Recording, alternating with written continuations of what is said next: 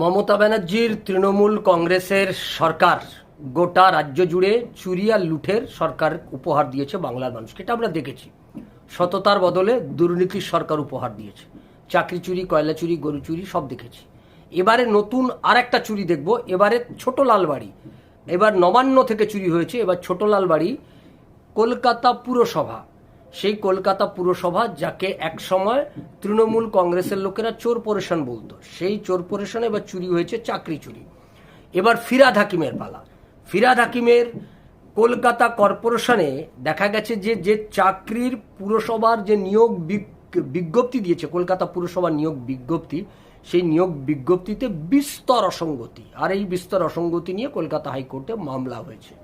মামলা বিচারপতি কৌশিক চন্দ্রের এজলাসে উঠেছে। এই এজলাসে ওঠার পর যখন ডেকে পাঠায় পুরসভার, কলকাতা পুরসভার কমিশনার ও রাজ্য মিউনিসিপ্যাল নিয়োগ বোর্ডের চেয়ারম্যান, এই দুজন ভার্চুয়াল মাধ্যমে তারা হাজিরা দেন।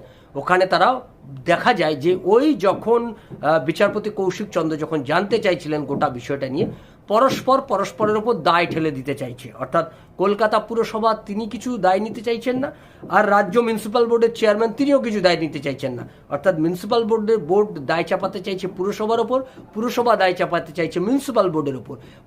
পরস্পরের ওপর এই ঠেলাঠেলি চলছে। অর্থাৎ এই যে নিয়োগ দুর্নীতি, এই নিয়োগে যে বিজ্ঞপ্তিতে যে বিশাল অসঙ্গতি রয়েছে, এবং এই বিজ্ঞপ্তি ঘিরেই আমরা জানি ওবিসি নিয়ে বিজ্ঞপ্তি নিয়ে এই মুহূর্তে কলকাতা হাইকোর্টে তার উপর নিষেধাজ্ঞা দিয়েছেন। ফলে ওবিসিতে ভর্তি এবং ওবিসির যে রাজ্য সরকার যে আইন করেছে, সেই আইন অনুযায়ী কলেজে ভর্তি কিংবা চাকরি পাওয়ার ক্ষেত্রে এখনই তার কোনো ছাড়পত্র কলকাতা হাইকোর্ট থেকে পাচ্ছে না।